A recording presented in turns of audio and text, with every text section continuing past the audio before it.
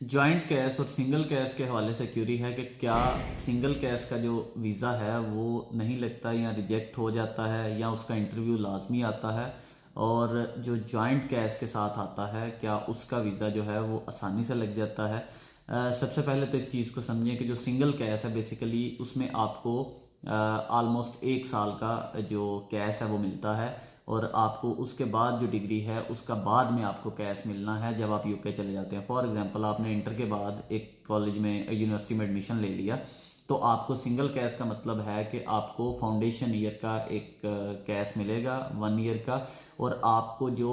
Progression root है यानी उसके बाद जो आपकी 3 साल की डिग्री है जिस भी डिसिप्लिन में आप फाउंडेशन कर रहे हैं उसके रेलिवेंट जो डिग्री है उसके लिए आपको कैश आफ्टर 1 ईयर वहां पे पहुंच के जब फाउंडेशन कंप्लीट होगा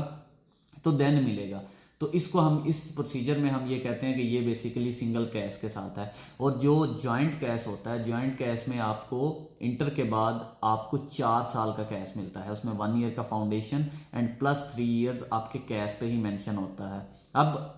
ये कैश में फ़ायदा नुकसान क्या है। सिंगल कैश में आपको हेल्थ इंश्योरेंस 1 साल की पे करनी पड़ती है, और इस 4 साल के केसेस में जॉइंट कैश में आपको 4 साल की आईएचएस फीस पे करनी पड़ती है। तो आप अंदाज़ा लगा लें कि ऑलमोस्ट ये कितनी बनती है, ये हैवी अमाउंट बनती है आपकी आईएचएस की भी। तो काफ़ी सारे लोग प्रेफर करते हैं कि हम लोग सिंगल कैश पे चले जाते हैं, हमें जॉइंट कैश की ज़रूरत नहीं है। अब जहाँ तक बात रही इंटरव्यू की, तो रूटीन में सिंगल कैश वाले जो फाउंडेशन ईयर के स्टूडेंट्स होते हैं, चाहे वो सिंगल कैश के साथ हों या जॉइंट कैश के साथ हों,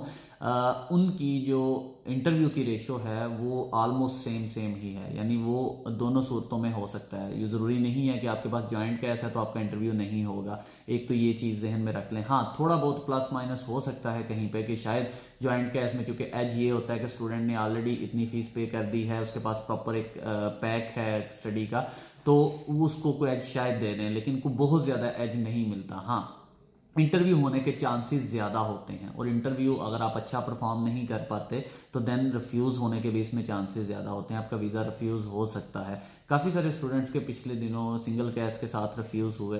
वीज़ाज रिफ्यूज़ हुए हैं, तो उसके बाद फिर क्वेश्चन ये आ रहा था कि जनाब हमें जॉइंट कैश पे अब जाना चाहिए, और हमें इसके बाद रूट कौन सा लेना चाहिए। तो ये बड़ा क्लियर सा है कि आपके पास जो क्वालिफिकेशन है आपने उसके अकॉर्डिंगली रूट लेना होता है। फॉर एग्जांपल कुछ स्टूडेंट्स इंटर के बाद जिनका भी सिंगल कैश के साथ रिफ्यूज़ हो गया है, तो क्या वो जॉइंट कैश में कन्वर्ट कर सकते हैं? बिल्कुल कर सकते हैं। वो अपनी यूनिवर्सिटी चेंज करेंगे या सेम यूनिवर्सिटी अगर उसको ये फैसिलिटी दे रही है, क्योंकि ये इनकी बेसिक एलिजिबिलिटी रिक्वायरमेंट्स और academic requirements, English language requirements,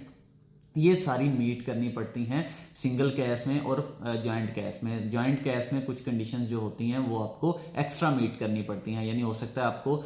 5 band के साथ सिंगल कैश मिले और 5.5 चाहिए होगा आपको जॉइंट कैश के लिए, चूंकि उसके साथ डिग्री इन्वॉल्व हो जाती है, वो आपका पैक उसमें मिक्स हो जाता है, तो आपको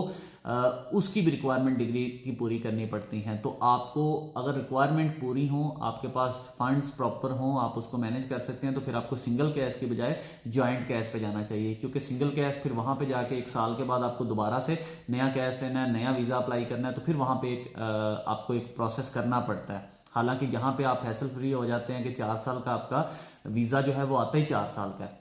तो आपको कोई परेशानी वहाँ पे नहीं होती, या आपको वहाँ पे ये नहीं होता कि मुझे 1 साल के बाद स्विच करना पड़ेगा ये चीज़ें। तो ये जॉइंट और सिंगल कैश की स्टोरी है, तो आप इसके अकॉर्डिंगली अपनी प्रोफाइल को असेस करके आप अपना वीज़ा अप्लाई कर सकते हैं, अपना प्रोसेस स्टार्ट कर सकते हैं। Thank you.